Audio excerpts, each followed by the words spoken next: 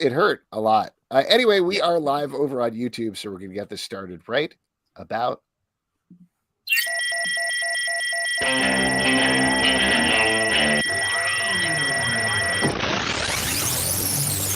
What is up, everybody? Welcome to Comic Book Club. I'm Alex. I'm Justin. I'm Pete. And we're coming to you live from a couple places on the internet. We're live on Crowdcast, YouTube, Facebook. Maybe you're listening to the podcast later.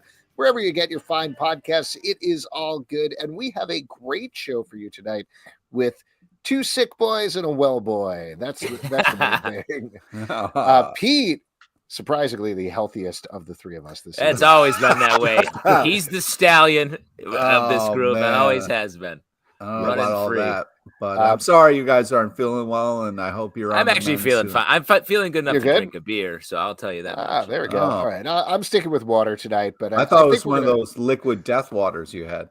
Liquid death. No, it's just regular liquid death, aka beer. No, great. This is a dry hopped Zweikel. Zweigels? What, you got a white hot? Yeah. What?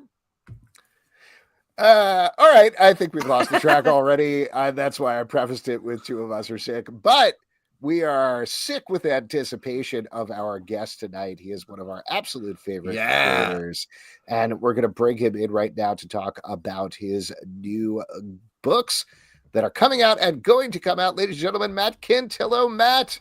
How are you? Hey. Welcome. Am I drinking the wrong thing? I'm drinking coffee tonight. I thought Coffee tonight. What do you got planned? We'll see. Coffee makes me crazy. Yeah.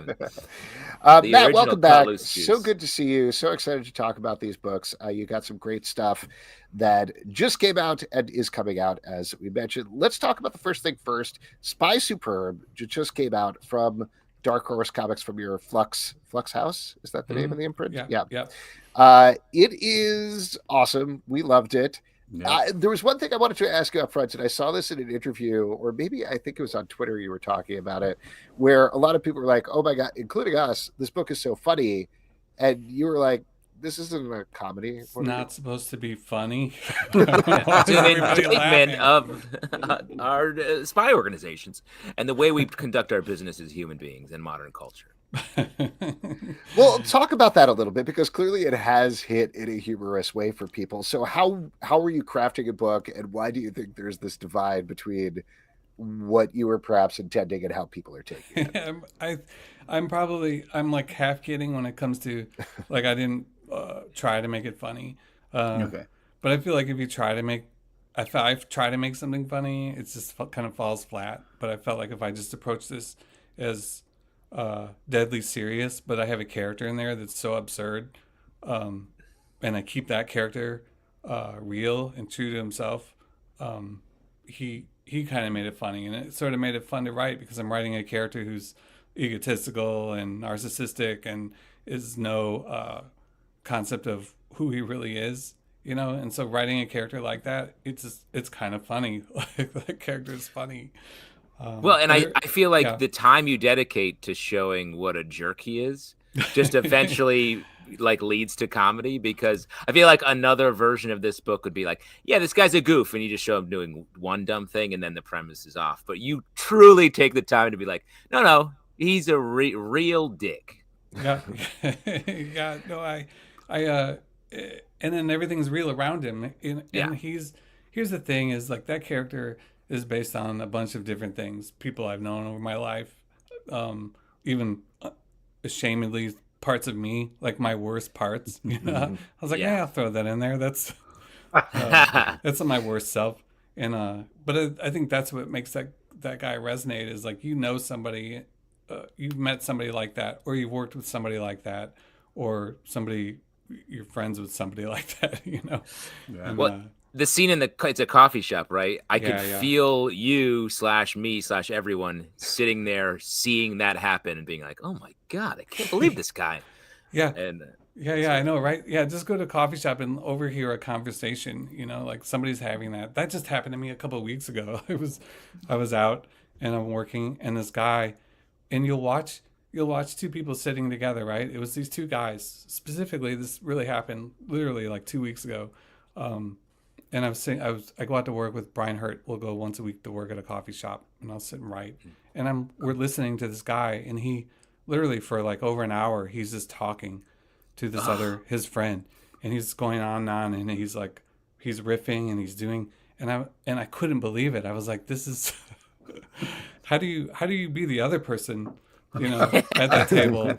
Like how can you stand that for more than one afternoon? Anyway, and you find yourself just writing down what he's saying suddenly and be like, I don't know what this is, but it's valuable. You do, yeah. It's like, Anyway, it's just laying there, ready to be picked up and put into a character. But I had so much fun in writing like his little sayings and things he does. Like it was fun to go through. I literally just went through like books of famous quotations and different things, and then I was like, well, what would a narcissistic idiot how would he misquote these quotes, and so sort of went through and made a bunch of, I have like a Word document that's just like pages of his sayings, Oh, wow. It's kind of fun to just go through and write that stuff. And just to really quickly to set in the idea of the book for anybody who hasn't picked it up yet, it's essentially, and tell me if I'm diminishing it too much, but it's essentially what if James Bond died on his first mission and then he became this title that was passed to various people throughout history to make the idea more powerful. Ultimately, whether through accident or purpose, as we're talking about in this book, basically the world's worst person ends up with this title. Does that seem like kind of a fair estimation? Yeah. And here's the thing: I don't know if he's the worst person. I think he's just very annoying. Like he's not a villain, right? There's villains, and he's not a villain. But he, and that scene you're showing is actually a retelling of a chapter in Super Spy, an older book I did.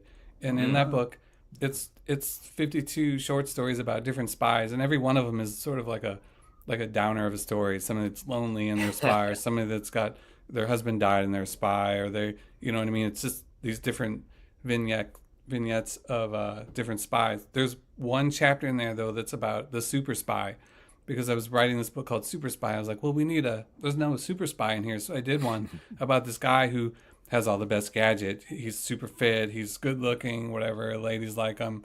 And then, his first mission. You can see what happened. And that was actually one of the chapters in that book. And it's the only funny part of the book.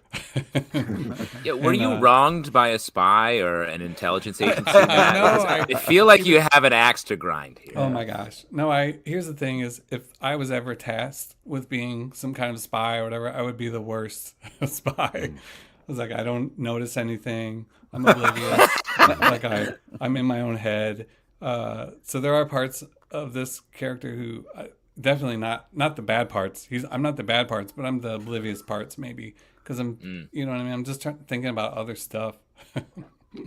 This to me almost feels like, and this isn't exactly right, but this almost feels like the opposite of mind management in a way, where they're both spy books or essentially spy books, but mind management is trippy. You're not sure what's going on. It gets deeper and deeper down the rabbit hole the further you go.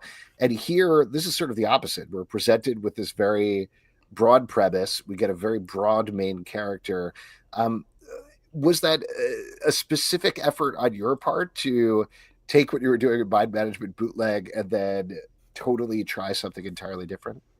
Yeah, I do. I think I just get tired of it. I feel like if I'm repeating myself, that's bad. That's a mistake. I don't want to keep repeating myself. And so mind management, it was hard not to repeat parts of that all the time, because I sort of dumped everything I've ever liked or thought about into that book. So not repeating parts of that has been hard. Also, like last couple of years has been kind of hard.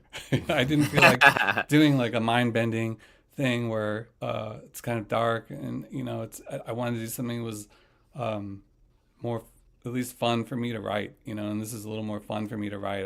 I remember drawing issue 1. There's a scene where he's just talking to his friend in that coffee shop, and it's just like a very long dialogue driven scene, and I'm drawing it, and I was like, this is the longest scene I've drawn of two characters just talking in probably my whole career.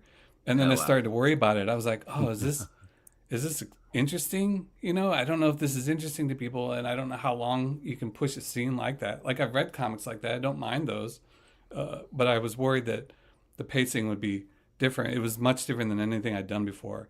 So I was a little worried about it, but I figured out ways around some of that. I have there's the waitress in the background, what's going on with her. So I figured out a way to make the scene visually interesting while other stuff is happening. You just kind of figure that out. But yeah, it was just fun to write. To me, it was fun to write a character-driven story that was really just about this one person, and then the stuff around him. It was, I don't know. It was just, I had a good time doing it. Well, to me, it feels like that comes across the good time you're having, and that makes the comedy pop more. And then when we finally get the action sequence, it sort of all comes together. The action and the comedy sort of align in a really nice way. And I feel like now going forward, you can just do a lot of that. You did your homework up top, and now you can just party. Yeah, I know. It's issue one of anything has to do all the heavy lifting, right? You have to introduce all the characters, introduce the premise. There has to do so much stuff. So issue ones are always the hardest. But then once you get that going, issue two, there's a fight on a train. There's like these cable cars over a rainforest. There's a big scene there. Like there's all kinds of crazy kind of set pieces, but they're like sort of grounded. They all end terribly, kind of set pieces, and it was fun to set up and then sort of like go wild with it. I look forward to when you get to your Moonraker issue. We've really been loving your books. They're so creative, so unique. Also, one of the nice things is the art really brings you into this world that you help create. Are there certain things about artists that you look for that kind of fit really well with your writing, or is there stuff that you're kind of like looking for when you want to pair up with somebody for a project? Well, or when you're pairing up with yourself. Yeah. You do the art as well. But, my best collaborator is myself. It's like, does everything I tell him to do, never complains. Well, he always complains. Yeah. But no, it's for this one, whenever I'm drawing for myself, it's just easier. I don't have to write full scripts. A lot of it's just like, I know what's going to happen, or I'm seeing the scenes. And then the collaboration on this one was with my wife, Charlene, who did all the painting, all the watercolor. So to me, that's fun because I hate painting and I hate doing the color. Like it's just a lot, doing everything. And then, oh, you're not done. Now I'll go through every page and paint them. It's like, it's nice to not have to do that. But then also it's fun to have her to sort of bounce off of with like story and how do we tell the story with color, and then also just with character too, and like, hey, do you think this is funny? It's really hard to write something where I was like, I can't tell if this is landing or does that make sense? What's happening? So it was having her to bounce that off of was helpful. And then also she would go through, I would pencil a whole issue and then I just have her go through and circle everything that needs redrawing. So she started being my art editor, which is that's great. It's horrible. Nothing worse than having a face circle and says redraw. Oh no! I was like, yeah, but what part of it? All of it. Wow, bird. Absolute bird. I asked for it though, and you can't because it's hard to get honest feedback on things that need fixing. So I love having her do that, and I just know I don't want to be in the room when she's doing it, and then I'll just take it and be myself when I take the notes. So that you find that she's circling parts of it. She's circling parts of a meal you cooked and being like, "No, do this part." Like I've ever cooked a meal. I'm terrible. She doesn't want me cooking a meal. She circled your whole chef lifestyle. Yeah. She's like, dinner. Don't do that. We got a question from Nat here in the comments. He says, I wonder how you decide which projects to personally illustrate. And just sort of pivoting off that a little bit, maybe I'm missing something, but with the Flux House stuff, Mind Management Bootleg, you brought in other artists. And then the second book we have here, Spy Superb, you drew. And then the next one, Hairball, you brought in another artist. So at least for this, is the idea to kind of alternate there? Yeah, I think I'm bouncing back and forth. I don't know, out of design or just out of like my schedule. I can draw one thing at a time, and so I can write a couple while I'm drawing something and then write a couple and then draw something.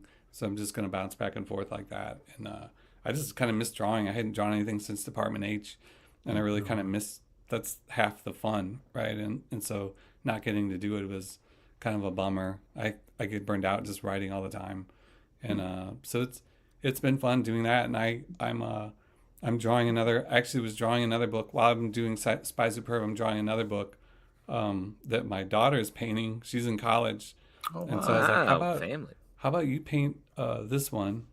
Well, my wife's painting the other one. Putting and I don't everybody have to paint to anything work. ever again. I'm like, my painting days are done. But yeah, it was tough though, because I'm drawing both. I was drawing Spy Superb and this other book at the same time, and so I had to shift gears. It was really hard. I'll probably never do that again. Yeah. Do you find that like when you're doing book where you're doing both, do you do both work as a writer and an artist on the same day, or are you like, I'm going to write today, paint tomorrow, or draw tomorrow? Is it alternating in that way? I like to block it out. I like to just have a day where like all I'm doing is drawing all day, and I kind of just get an audio book or just listen to YouTube in the background all day and then draw. And then like those are my favorite days, because you can kind of just turn your brain off. Jeez, and lean listen back to something, or and so those are more relaxing. And then I'd love to have writing days where I'm just writing on one thing all day. Some rarely does it happen though. I'm usually bouncing. I'd have to draw a page or design a cover, and then write some. And then at night, like I drew a lot at night. Like I would come home and then after writing and doing design and just answering emails all day, then now I have time to draw. So I just draw at nighttime. Yeah. Hence the coffee, I assume. Yeah, I guess. Yeah. I know. I got to keep going.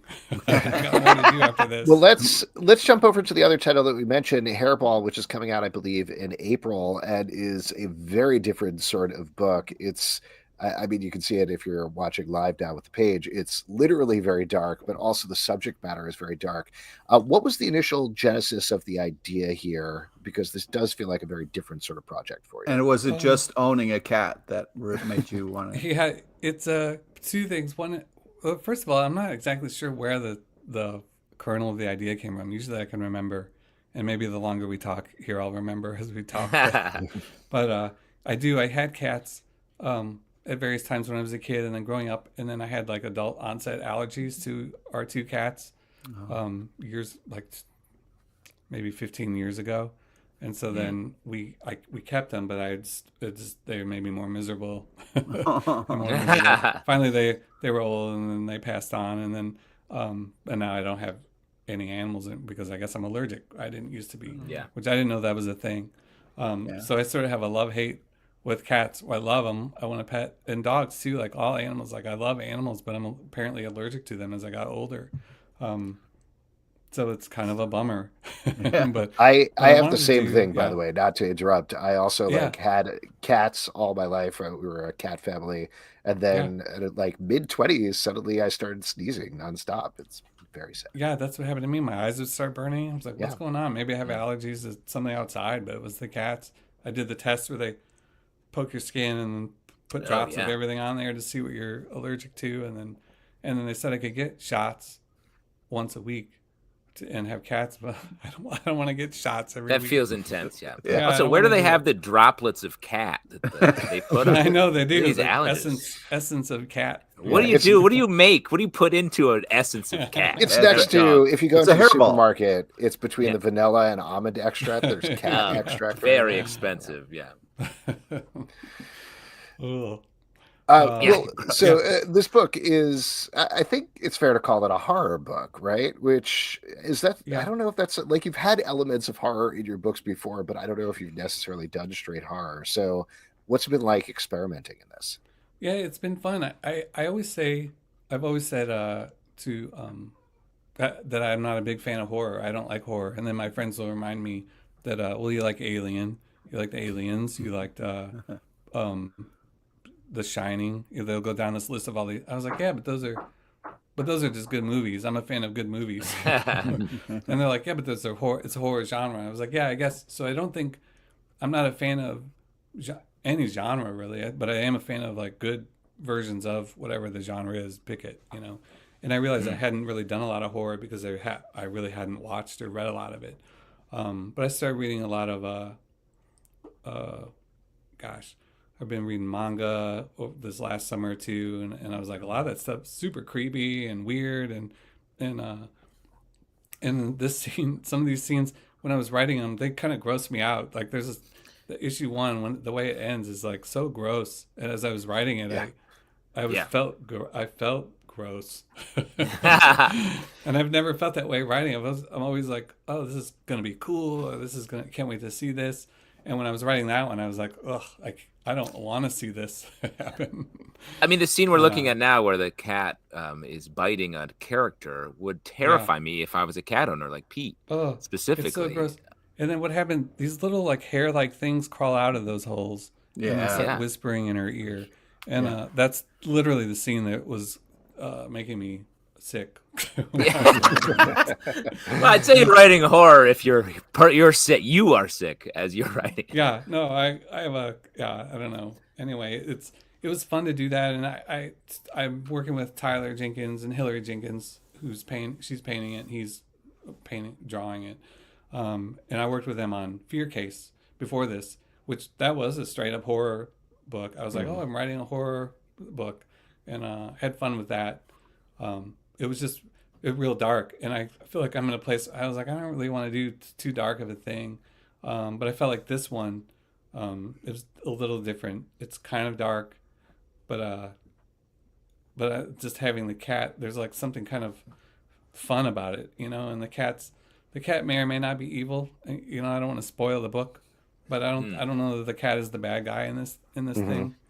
And, there's definitely. There's an everyday sort of horror factor here, and to me, the cat is sort of almost absorbing that or reflecting it or something in a way that was really extra scary. I thought. I think cats are also part evil. I mean, that's kind of the thing about cats. And this is the man with cats closest to him. On they love you, but they also hate you. They're also not afraid to scratch you or bite you. It's a real. They'll eyeball you as they knock over your favorite thing. I mean, it's a real. It's a real thing. Yeah. That's why I really was impressed with this book. You could tell somebody lived with cats and has loved cats, and it comes across that way. Yeah, I love my cats that I've had, but they had an innate sense of knowing when I had inked a page that was still wet and put it on a desk to dry, and they would lay on it. I was like, how do you know? How do you know that page is still wet and you're gonna step right across it? This is so funny to me. That definitely explains a lot of the cat-shaped prints that have shown up in your comic books. Yeah. So thank you for the art. Oh my gosh. Yeah. No, I there's a couple books. I could tell you which books where they totally mess pages up, but it's cute. It's kind of cute. You gotta laugh. We got a couple of questions here, both from Crowdcast and over on YouTube. Derek Mainhard here on Crowdcast says, would you be interested in working on a book where you were the artist and not writing it? Not really. I've done it. I did it in a book called The Tooth that Cullen Bunn wrote, and it was fun. And then I did it on Sweet Tooth, Jeff Lemire. I did like 3 issues of Sweet Tooth, just for the heck of it, So you're only on dental related books. Got it. Yeah, I know. It has to have teeth in the title, or I'm not interested. But yeah, I've done that a couple times, and it's just all right. It's all right. It seems like a hassle. Yeah, like you're wearing someone else's clothes in a weird way. It's like, the thing is, like when I'm writing, I'm picturing it in my head, and I'm okay with handing it off to someone, and then there's that translation that happens that I'm not doing, and I don't mind drawing my own thing because I've already pictured it in my head and I can see it. But taking somebody else's images that they're writing and like translating their words into like images, that's a step I don't like. I was like, that's funny. I don't want to do it. I'm lazy. No, I don't think that's lazy. I think that's you're when you're writing it and doing your art, or just writing it and not doing the art, you're serving your own master. You're serving your own ideas. Like you're saying, the other way, you have that other person like looming over your shoulder the entire time. Like, am I doing the right thing? Am I doing what they picture? Yeah, it's interesting. And then, you're like trying to make that happen, but then also thinking of ways to make it better. Can I add a panel? Can I do a thing?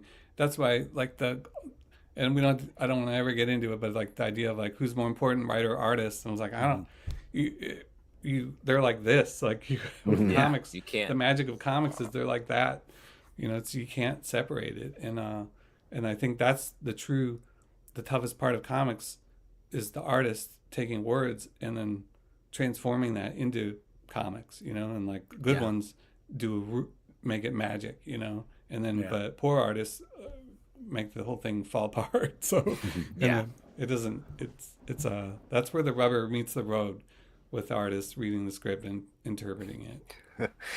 This is a related question over on YouTube. I feel like this is a perennial favorite, but which work of yours are you most proud of? Ooh. Who's your favorite kid? Yeah. No, hey, everybody has a favorite kid. My parents have a favorite kid. I know they do. And then we have an only child, so that's easy. But I'd say it changes over time. I think Super Spy was my favorite because that was the first book where like I could make a living doing comics. It's the one that I never got a day job after that. So there's like I have a warm spot in my heart for that, and for the longest that was. But I think Mind Management is the one where like I'm trying not to. I put everything into it, and sometimes I'm trying to like, what do you? I need new ideas, but I put most of my ideas into that book. so now I'm like struggling. I was like, how do I don't know how to beat that one, and I'm just trying to. We got another question here from YouTube. This is a very specific one. Matafer says, you mention artists reading the script. Would you ever want to write Aquaman? Is there a certain artist's work you picture in your head if you wrote it? If I wrote Aquaman, who would I picture? It's very specific. That is very specific.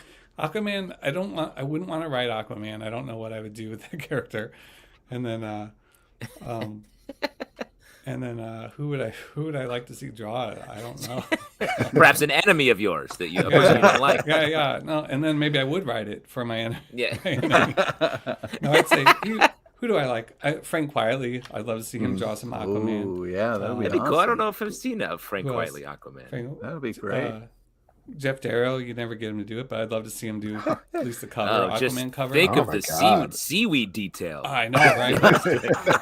Who knows? Be a kelp fanatic book. It's like there. All that junk that people throw in the ocean. Oh yeah. That's great. I would love that. I did want to turn to another book that you're working on that is just finishing up. I don't think the last issue of Berserker has come out yet, right? It comes out in March, sometime in the spring. Yeah. Okay. We just approved the art for it, so I know it's done. It has gone in some absolutely wild directions in the last couple of issues. I don't want to spoil it for anybody who hasn't necessarily read it, but what was it like bringing this title to an end? What was important for you in essence when you and Keanu and the rest of the team were finishing it up? What was it like? It was I feel like we landed in the spot that when we first started talking about it, he had pitched a basic idea and then he had pitched a kind of ending. And I think we landed where that ending was, or which was like his ending idea was something that I really liked. I really thought like the idea for like an immortal warrior isn't, we've seen, but like his way of like where he wanted to go with it, I thought was the unique part. And I think we got there, we ended there. How we got there is like not at all. I thought we were going to do certain things, and then we ended up, and then we just had ideas. We've been working on that book for 3.5 years, and like I told him, I was like, look, we're not the same people we were when we started this book. So like we still liked our ending, but we had ideas along the way, and then those ideas sort of changed, like what happened towards the end, and some characters became more important as we started writing them, and so I think it's just like any story, as you're writing it, it starts to change as you write the characters and the habit, the universe and everything, and then you just hope that you can bring it in for a landing without crashing and burning. And I think we did it. Did the fact that you're adapting it in various medium, did that change at all how the comic went? Was there any feedback there, or no? No, it was great because we actually held off the screenwriter because he was like, we were feeding him scripts for stuff that wasn't even out yet, so he could get started.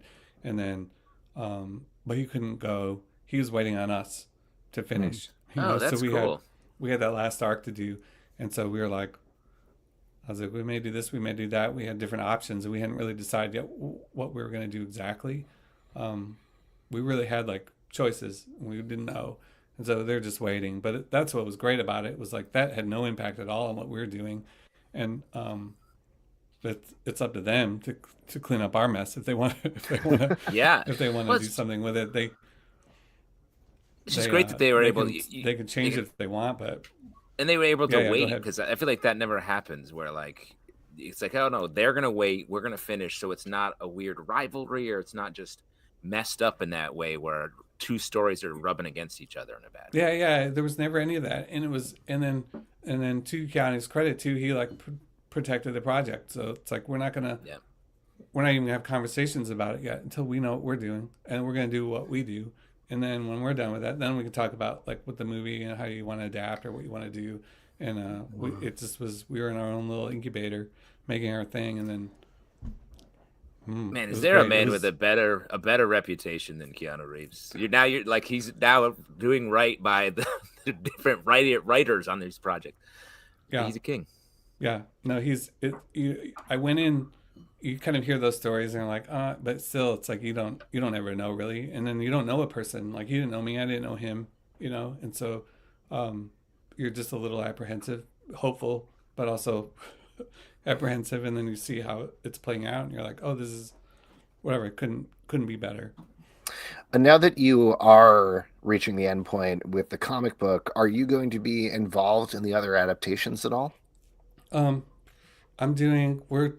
They haven't announced stuff. We're doing more comic book type things after issue 12, and then I'm involved. I'm like a consultant on the other stuff. So like, oh, cool. I'll weigh in. I'm like, how about this? How about that? Or because we had a lot of backstory for characters and different things. So it's like I'm like a resource for it. But yeah, got to go to set.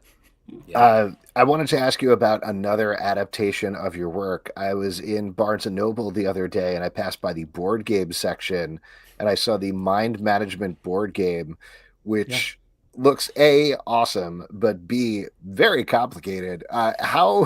Which I think you'd expect for Mind Management. But how did that come about? How did you end up getting a board game made of Mind Management, and how much have you played it? One easy question, one hard one. I'll go to the easy one first. The easy one is I met Jay and Sen, who are the game design. They designed the mechanics of the game and how it worked.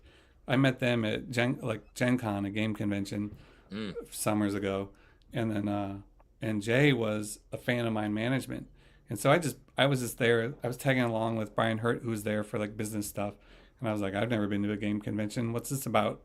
And I walk around and bumped into him, and he knew me from Mind Management. I was like, well, we should do a game sometime. I didn't know anything about games at the time. And then, but that was the summer I learned all about board games, and I have like hundreds of board games. Oh, wow. But, so I mean, I love it now. But I was like, let's do one. And so that we just started spitballing ideas for it and going back and forth on how the game would work. And then eventually we figured out the mechanics, and they figured all that out. And then I was like, well, what, you have unlimited art and design. I'll just do it all. Let's make it look crazy like the comics. Let's dump everything we can into it, make it look super cool. And I know the game works well. Let's make it look like nothing else, Wow. And so we just it was probably the hardest thing I've ever done, because comic books, I understand how it works and I know what's involved. With board games, it had to be functional, but it also had to look cool, and they have like all kinds of layers to it. And so it was hard to make sure it functioned, because people, they open the game, they want to be able to play it. They don't care about extra little secret codes or hidden things. it's like if that gets in the way of you playing it, people don't like it. So I had to be very careful that everything worked, and I didn't get in the way of the actual fun part of the game. And then the hard part of the question is me playing it. I put so many hours into making that game. I've probably played it 3 times maybe. and my daughter made me play it. She's like, "We got to play this game." And I was like, it was so much work. I still look at it and I start to have a panic attack. Oh no. But we played it. I played with her and I was like, okay, well, and then we played through once and I totally broke the game, accidentally cheated, and there's rules if you accidentally cheat because I do that a lot. So we had to start over like 2 times because so you in the rules of the game proofed the game against yourself? I did. I told Jay, I was like, we need to have something in here for accidental cheaters. Wow. Which is what I am. A question for the comments, Nat Townsend. What style game is it? It's hidden movement. So before we did this one, the other game I knew that was similar to it and like how it works is like it was like a Jack the Ripper game. But anyway, you're in the city and then one person is running around the city doing their secret mission and all the other people are trying to find that person. So there's clues and you're trying to deduce where they are based on different information. So it's like many people versus one versus many. Oh, that's cool. And it's what's great is like it looks complicated. It's not complicated at all. You sit down and start playing in like 5 minutes. You just go through the first page of the rule book and it's pretty easy. Like there's not a lot of rules. It just looks crazy. Awesome. I'm definitely going to pick that up then. We do have one other question here from YouTube. It's actually a 2-part. I'm not going to make you answer the first one because I feel like we've been making you choose babies. But regarding your Flux House imprint, who's your favorite Fluxus artist? You don't have to answer who your favorite artist is. But also, which work of yours besides Berserker would you most want to see adapted to film or television? Oh, wow. I'd say Mind Management is probably the one. And it's kind of in development at Netflix. Oh wow, nice. They option in, and we have a pilot written, and it's crazy, and like really, like it's perfect now. Like with streaming, like even if this had happened like 10 years ago, it would have not been as great. But now, like with streaming, things you can do with like branching narratives and everything. Yeah.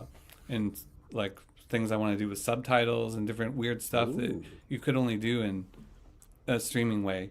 We're able to do that now. So if that actually happens, fingers crossed or whatever, we're trying to get the final green light. But if that happens, that would be great.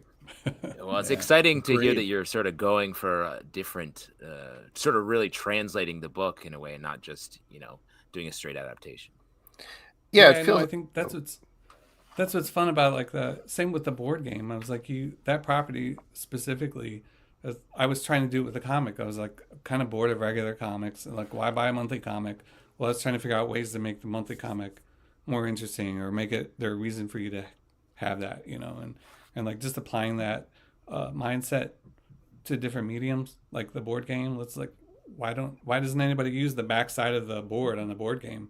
So there's stuff on the backside of it, why not put things in the box, the inside of the box, there's all kinds of area that you can use. And then we just kept that mentality with the TV show. It's like, well, why can't we use, what can we do with subtitles? Like what's the technology? What can we do with, like this idea of, you watch it once and then what happens if you watch it a second time? Is it a little different? Little things you could do.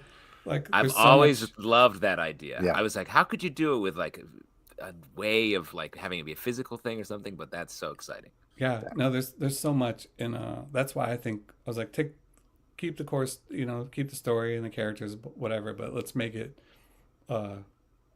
something you can only do in TV. Just like I try to do comics, you can only do it in comics. Let's do that with TV as well. Oh, I love that. So exciting.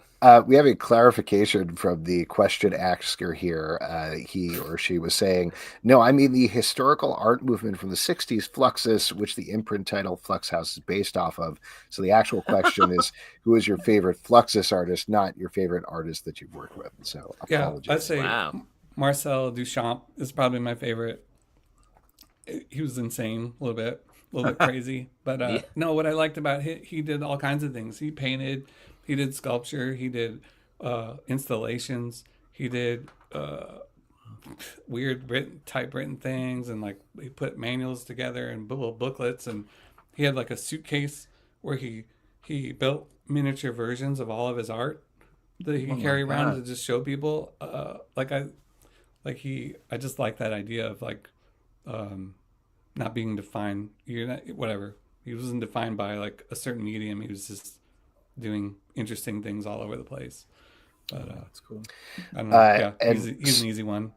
Sorry, we did have one more pop up here from Pippy Pop is the name of the person appropriately. When you write a comic, do you come up with an idea and then decide how many issues the story will be, or do you not care? Yeah, I would love to.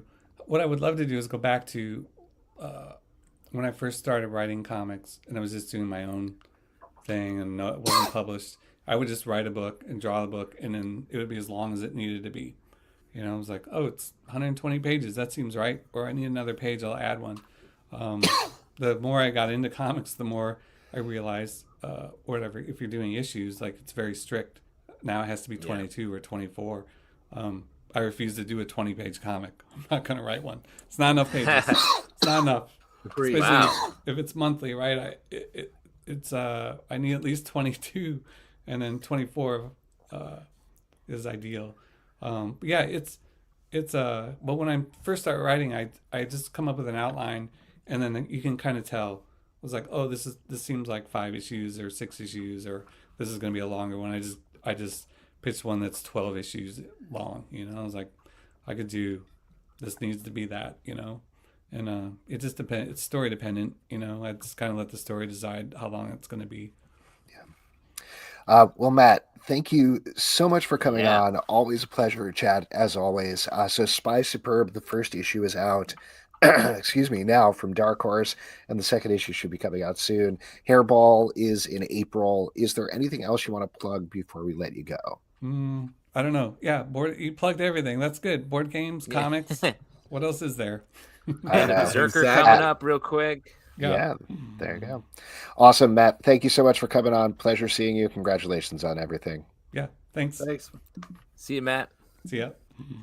All right, there we go. Once again, from the Flux House imprint that comes out through Dark Horse, you can check out Spy Superb, which is great. Hairball, which is terrifying and upsetting, and great as well. Definitely pick that comes out in April. And then a comment from Ben the Border Collie. Alex is so committed to the show, he has a hairball. That's right. It's true.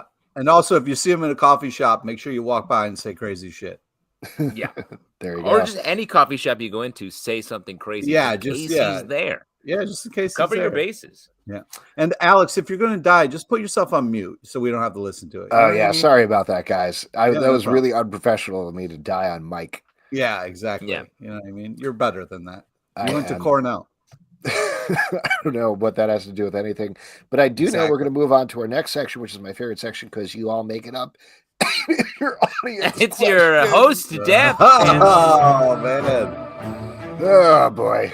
Hitting the pipe a little too hard. If you want to ask a question, drop it in Q&A over on Crowdcast or in the comments over on YouTube or Facebook, I guess, as you have been doing. We've already talked about what we're drinking, so why don't we go right to the questions? Oh, my God.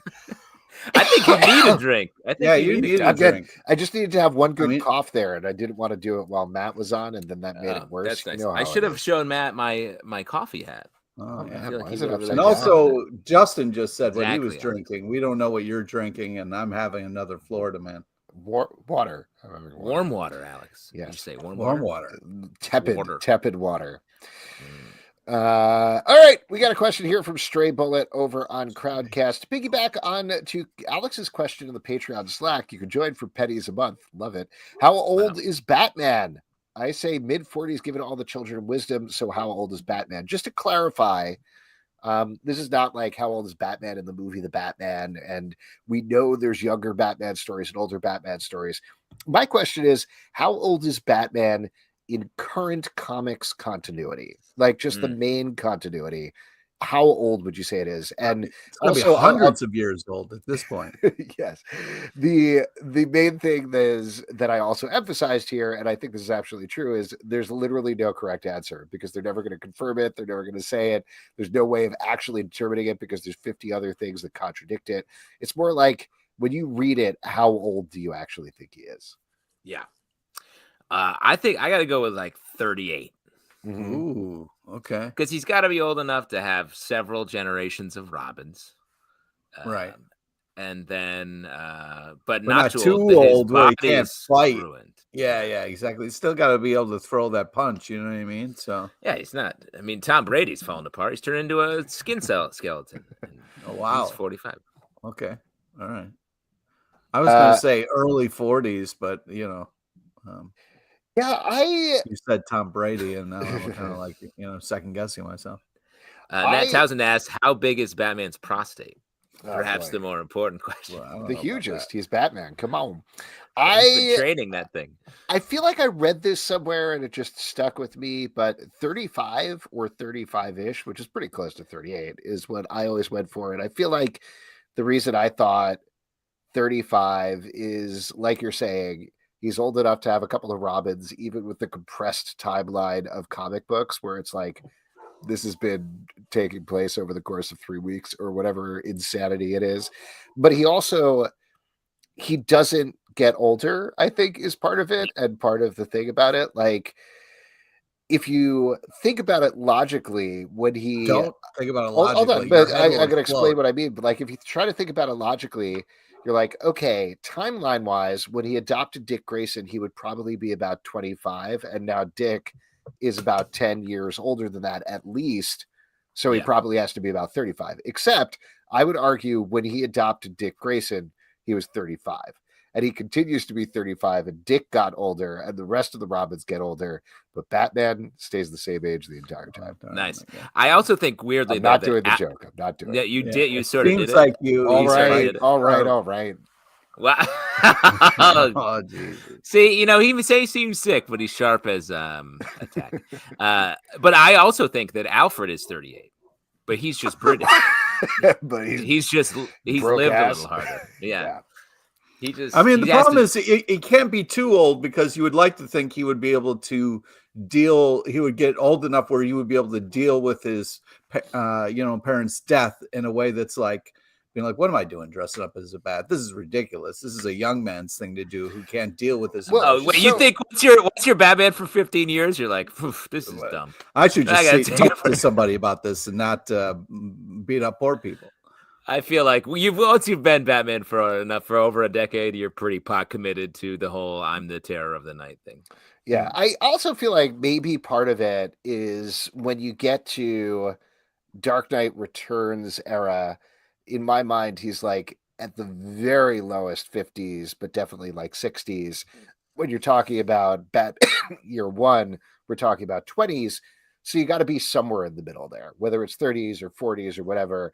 He's not that old. He's not that young. He's just kind of in the middle. I don't know. There you go. An unanswerable question. I think we covered it, but we got it anyway. We nailed it. This is from over on YouTube. All in the Game says, what will be the top 3 best reviewed of this year's 9 comic book movies? Will Gunn's upcoming slate announcement extend past 2025? Two very different questions here, I think. Yeah. But why don't we start with the second one? So we know that James Gunn and Peter Safran, or at least rumored that they're going to be announcing a lot of their stuff. I think it was supposed to be now-ish, like this week or something like that, before the end of January. I guess we'll see what happens. But what do you think? Are they going to go like the full Kevin Feige Marvel timeline route? Justin, 100%. You're nodding your head. Yes. I think they have to, because this year's burnt for them. They're not going to get anything made into then. And then I feel like that burnt period extends for half of next year too. So if they're going to announce a significant slate of projects, like any sort of like trilogy or ongoing movie franchise thing, it has to be further into the future. Yeah, but I mean, they can have all the great plans that they want to. It's really going to depend on how things go and how well things do. Well, sort of, but I also think the movies that they didn't make, that they're not being tested yet. So they have to be tested to find out if they're going to succeed. So they have to make some number of projects that will do great or poorly. Like if Flashpoint fails, if hypothetical, they're not going to be punished for that. Well, the other thing that you need to factor in here is they've already said that what they're looking to do is not just movies. They're doing movies, TV shows, video games, maybe extending into comics. We don't really know at this point, but whatever it is, I think what they're probably going to do is they're going to have to go into 2025 just because of the video games, because they can't be like, we got a video game coming out later this year, because that's not how it works. They need a ton of advance notice. So it's entirely possible they may go all the way to like 2026 or 27 or something like that, I guess. But that's weird to say. They're like, oh, they're going to get into comic books. It's like, fuck you, stay out of comic books. Comic books, the DC comics are great. Don't fuck that up. Let me throw something out at you. If they brought everything in line, would that be a bad thing? No. Like talking about the main continuity. You can still have the Black Label books. You can still have the stuff that's out of continuity. You can let people experiment. But let's say for the first time in the history of comics, a major comic book publisher actually interacted and responded to and caused things to happen in the movies and TV shows versus the stuff where they'll have the Arrowverse stuff, which doesn't affect it in any way. I think that might be cool. I think it would be an interesting experiment. What I would say is I feel like the Black Label stuff is doing well, so I wouldn't want to mess with that. But do an Ultimates style line of comics that does line up with the movies, that you have those that line is the problem with that is then readers will jump back to that maybe, and then maybe even back further into sort of the main continuity.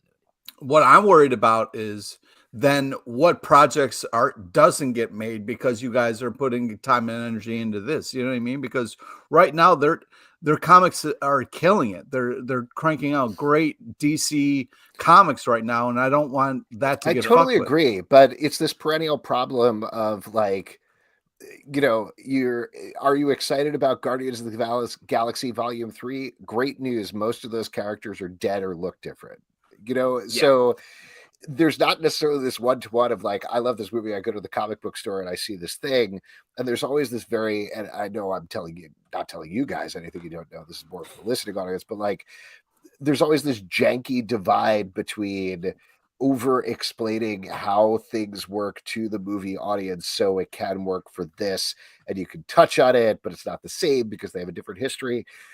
If anybody can wipe out their entire history and start over, it's DC, because they've already done that 10 times. Sure.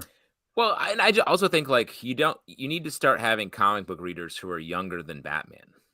And Batman, as we know, is 38. So it's time we need some Damian Wayne. Not my Batman. Mm-hmm. Yeah. Wait, how old was your Batman, Pete? 21? Yeah, like young 40s, like 41, 42, 43. Oh, okay. You know what I mean? Oh. What was that eye waggle going on? Pete's slowly aging. Batman is what, like 2 months younger than you? Like as long as he's 2 months younger than me, I believe he can do that. As long as we're old enough to hang out. I don't know. Yeah, Batman's my friend. I'll tell you that much. I like to, like how emotionally scarred am I? How emotionally scarred is Batman? You know what I mean? We got to be around the same age, The other part of the question, though, was about, I think, what do you think are they going to be the top 3 best reviewed of this 9-year comic book movie? So just to run them down real quick, we've got Ant-Man and the Wasp: Quantumania, Shazam: Fury of the Gods, Guardians of the Galaxy Volume 3, Spider-Man Across the Spider-Verse, The Flash, The Marvels, Blue Beetle, Kraven the Hunter, and Aquaman and the Lost Kingdom. So of those, not top box office earner, but what do you think is going to be the best reviewed? Best reviewed? Here's top 3 in order. Yeah. Spidey, Across the Spider-Verse, but by a long shot, the best. Take it easy there. By a long shot. Take it easy. Second best, Guardians of the Galaxy 3. Third, Quantumania. Close 4, really? Aquaman. No, Aquaman's gonna be in the. No, basement. Aquaman's gonna shock everybody. Yeah, I'm so sorry. No I way. do think there's a possibility that Shazam might surprise people. Yeah. It does look like a fun movie. I really didn't like the first one, but yeah, I do not. What do you think? They did a bunch of changes, high quality changes. The other thing, I know we're all like very anti the Flash for a variety of reasons, but every test screening that they've done apparently has been through the roof for that. So says the Flash fan. No, I don't want to see it. I'm actively angry at that movie. No, but you like Flash as a character. It's one of your favorite. I'd like that movie to die. You're not quite getting what I'm saying. Yeah, he's talking about some of the background on it, but I mean, I don't know how that movie isn't going to be so overly complicated by continuity. Like because of the way the DC schedule went, like they're introducing Flashpoint to a group of people that are like, wait, what? Sorry, I don't remember who the Justice League is. You've got old Batman who's like 39. So you're saying, just real quick, this Flash movie that has 2 Flashes and 2 Batmen is going to be more complicated for people that across the Spider-Verse that has approximately 3,000 different Spider-Mans. That's right. But that's baked into the premise, and that's also a comedy. Flash, I think, is going to be a little bit lighter on comedy and a little bit heavy on like, don't you see I'm Batman or whatever. It's going to be the whole thing over and over. Yeah. Okay. Number 1, Morbius. Number 2, Morbius re-release. Again, it's going to be a Morbius re-release. Yeah, and then that's it. That's going to be the best reviewed movie of the year. Wow, bar none. Great questions. We got a couple of others to get through. This is all right. This is from Kevin. What are some of your favorite rabbits, hares, rabbit-like aliens, etc. in comics? Well, I mean, we have been loving the one in Shazam. It's been very enjoyable. That rabbit is glorious. That's Hoppy, true. Yeah. I think, is Kevin on a big Captain Carrot kick or something? I don't know. Is he trying to get you to say Captain Bucky O'Hare or something like that? You guys are always talking about that guy. Captain Bucky O'Hare. That's true. Great rabbit. Yeah. I mean, that's Bugs Bunny, one of the best. I don't know if I like many rabbit characters. Because I'm not a big Captain Carrot. Rabbit feels like a go-to where it's like, hey, look at this joke we're telling. And I just need a serious rabbit. Like Harvey. Yeah. Good movie. Speaking of good movies, Stanley here says, any thoughts on the Oscar nominations? Any disappointing snubs or rooting favorites? Woman King was phenomenal. I'm super pissed that didn't get more love because that movie was just bananas. Super tight bananas. It was just unbelievable. Yeah. It did win big at the Super Tight Banana Awards, though. Well, I mean, of course, everybody knew that was going to happen, but yeah. It was sort of a snub on Woman King. I thought that was going to get a little bit of love. I don't know. It felt like the movies that everyone was talking about got nominated. I think there's a little bit of a coup in the actress from To Leslie getting a Best Actress nom. When that was like sort of a Twitter campaign that some Gwyneth Paltrow, Edward Norton, and that note, like truly no one saw that movie. I was asleep, but my wife rented that movie last night and was like, I don't know it's just a lot of yelling. The movie is To Leslie. I love yelling.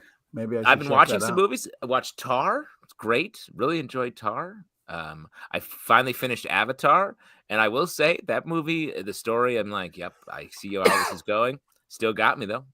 Wait, you talking about the first one or the second one? Second one, the new one. Okay. Which order do you watch those in? Do you watch Tar then Avatar, or do you watch Tar first? There's a section in Avatar where they say press play on Tar, and it's sort of it's like a movie within a movie. And Nat, you are right. Usagi Yojimbo is one of my favorite characters. Great. Let's see. We got a couple more before I die over here. Yeah, mute, dude. Mute. No, never. I'll never mute. Everybody has to hear all of my coughs. Yeah. This is do you guys want this is from Prime NRG. Do you guys want a new Constantine live action movie? I mean, on that note, we were talking about Keanu Reeves earlier, and they're moving ahead with a Constantine 2 starring Keanu Reeves. So. Well, this is tough because the Constantine that we got, the animated, was really great, and the guy who did the TV show, I really loved as well. You don't get me wrong, I love Keanu Reeves, but I also really like that British dude who did Constantine a bunch of times. So I was super excited about that, and I wanted more from that actor. So I'm a little disappointed, but Keanu is great too. I mean, I love Constantine, so more Constantine is better than less Constantine, but it's a tough choice.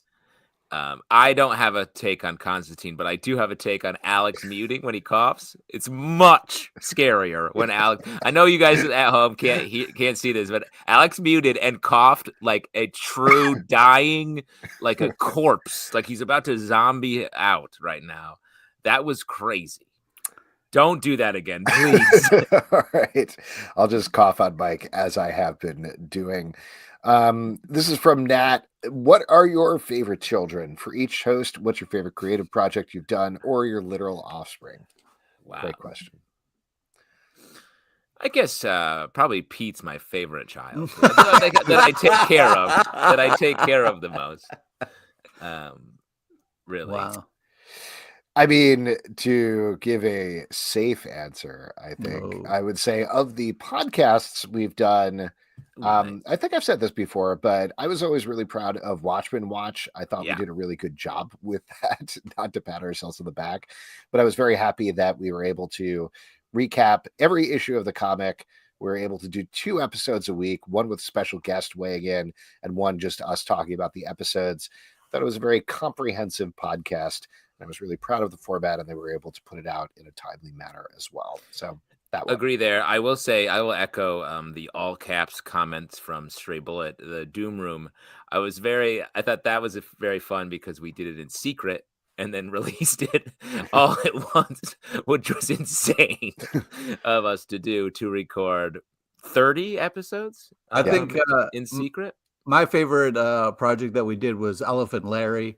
They were, it's just so much fun and really great. But of course, I'm going to say Sweet Tooth because we reviewed Candy as well as the TV show. And that, to me, that's when art and life met in a very I was place. Thinking about that last night, Pete, because at the corner grocery store, I found they have now cookie dough flavored Milky Way and Twix, which I picked up for my kids and myself. Exactly.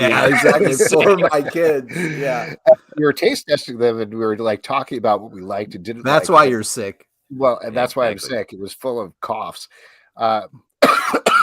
And anyway, we tasted it and I was like, oh, Sweet Tooth is going to come back this year. Pete's going to be so happy that he gets to eat candy again. Oh, yeah.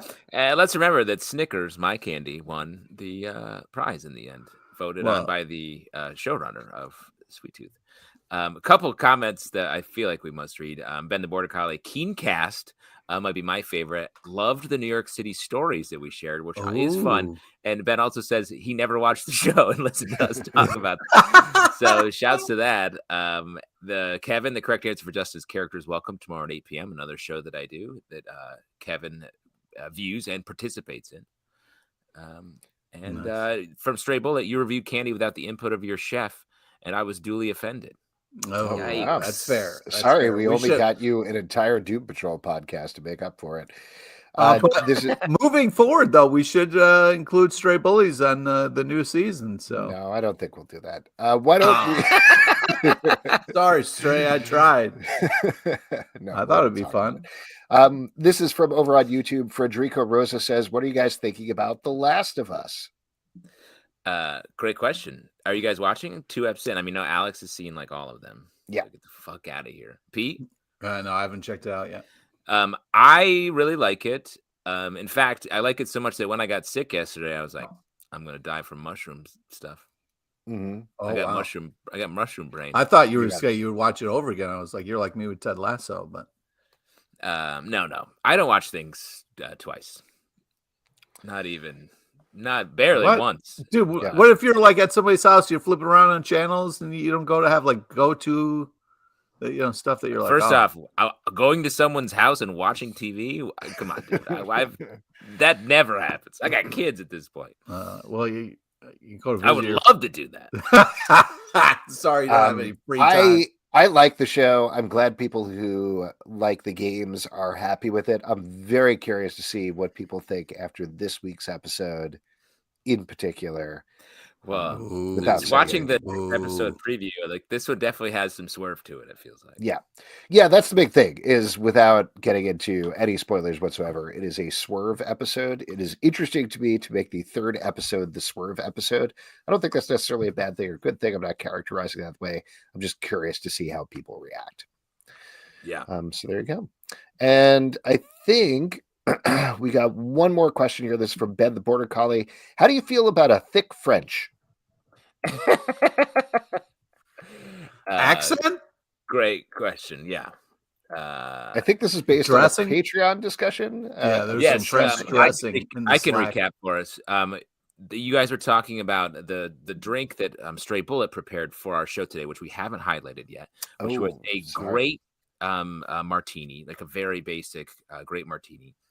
And Alex was proposing a non-alcoholic version of that involving potato water and olive juice. Yes. And then there's a lot of which is, by the way, it was not from me. It was legitimately an actual recipe online for a non-alcoholic martini where this lady was like, it tastes just as good. It's olive juice and potato water.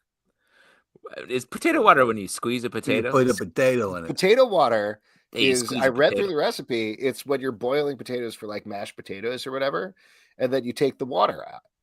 And that's the potato water. And that's a bonus at the end. She was like, potato out. If you want, you can make mashed potatoes afterwards. And I was like, yeah, I'm not going to use the water. That's disgusting. What is this? You talked to Miss Idaho's where you got this recipe? Get out of here. It was an actual potato. Everyone knows you bathe in your potato water after you collect enough of it because it makes your skin supple. Anyway, back to the thick French story. So after Alex proposed all these juices, I quoted our famous section where we ask what people are drinking and say, all right, guys, what salad dressings are you drinking tonight? And Kevin dropped in French, and everyone really went to town because French is the weirdest salad dressing to ever ask. Oh, the weirdest? Yeah. A thick French? Blah. On a salad? It's like putting mayonnaise on your lettuce. To each his own, I say. To each his own. And that is it for your audience questions. Whoop. It is now time for trivia. And for that, I'm going to turn it over to Pete LePage. All right. It's the part we give back to you, the lovely audience. It's an opportunity to win $25 free in the form of a gift card to Midtown Comics online or, of course, Long John Silver's. So we just need a first hand up in the comments or a me or a hey. And and you will have a chance to win. I mean, let's not say chance. You're going to win. Yeah. And Did we ever figure out how Nat kept getting in last week? No, don't bring that up. Why would you? That was weird. Yeah, that was weird. And you definitely have to wear headphones. Otherwise, there's going to be a terrible echo if you want to do it. Oh, we got a hand up from YouTube from Easy Reader. So there you go.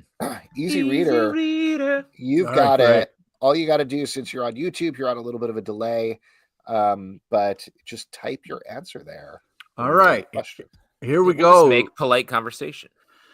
Great. Today's trivia is on topical comic news and a small nod to the legend Earl Bowen, R.I.P. Please listen to all three options before making your selection. Here we go. Question number 1.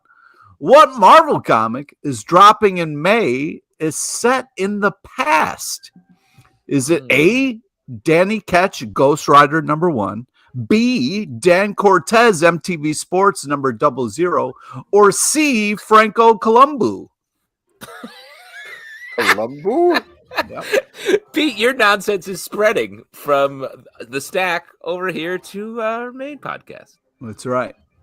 So obviously A is the only correct answer is what we're looking Dan for. Dan Cortez is pretty cool, and he is in the past, I will say firmly. Easy Reader says A. All right. Great. Question number 2.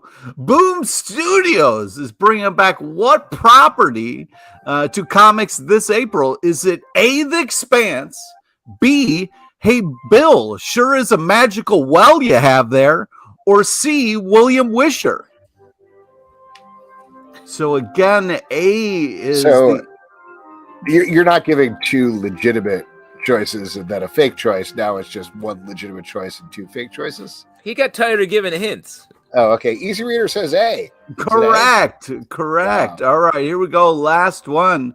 Colin Bunn's new comic out this April is a blank. Is it A, an Archie horror comic, B, thanks that was a refreshing soft drink, or C, Sean Schweppes?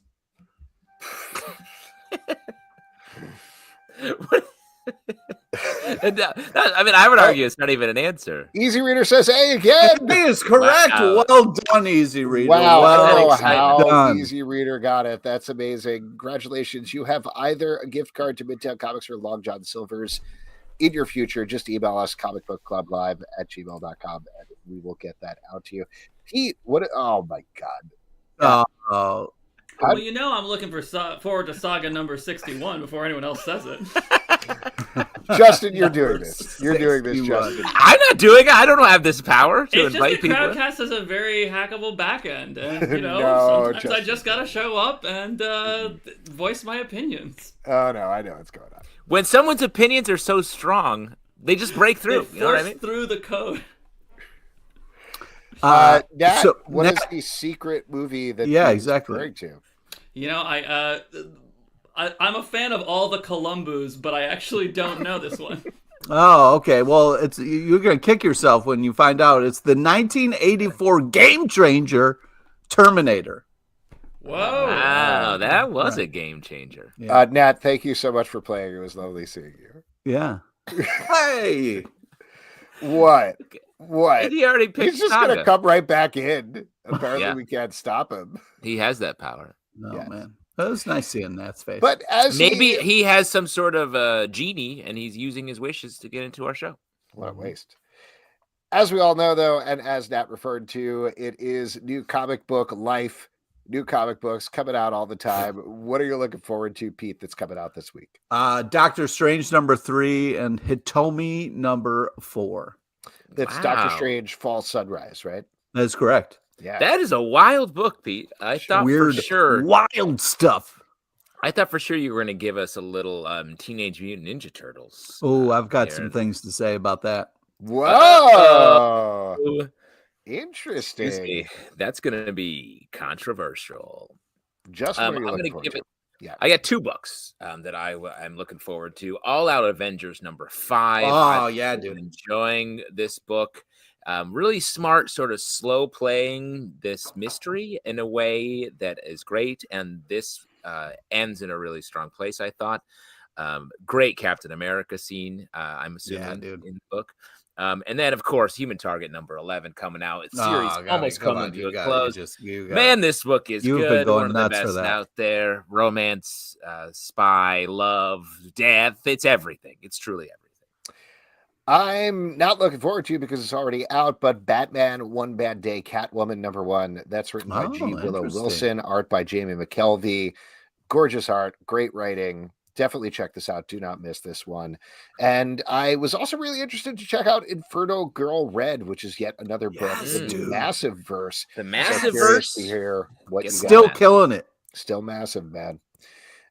So all of those books are coming out this week, and you can check them out in our Stack podcast, which comes out Wednesday, 9 a.m., both the Comic Book Club feed and in its own dedicated Stack feed. As long as I don't die first, I guess we'll see what happens. You're looking better. You're looking better.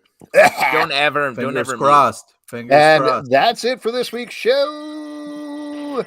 Thank you to Matt Kindt for coming on to talk about all of his books. Don't you forget to check out Spy Superb. First issue is out now from Dark Horse Comics, and Hairball coming out April, also from Dark Horse Comics. You can check out Berserker, which we mentioned from Boom Studios, among many, many other great things that he writes. Next week, we got a packed show with a bunch of guests. We got Anish Patel is going to be here to talk about Final 9. Jeff Messer is going to be here to talk about a new book from Zoop, and Jason Inman is going to be here to talk about his book, Super Best Friend. So that should be super fun. If you want to support this show and all the shows we do, patreon.com/Comic Book Club. You can subscribe on Apple, Android, Spotify, Stitcher, or the app of your choice at Comic Book Live on Twitter, Comic Book Club Live on Instagram or TikTok, comicbookclublive.com for this podcast and many more. Until next time, good night. Yeah. Matt loved the coffee hat. He said it in the comments. They sit on crappy couches and they let the secrets leak. And occasionally they let that special guest speak. So grab your written hammer, don't be late for it, 'cause their girlfriends can barely tolerate it. Coming back,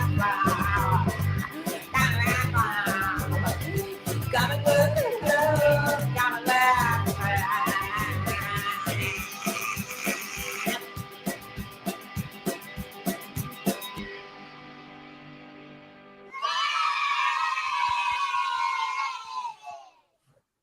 Thanks, everybody. Have a great night.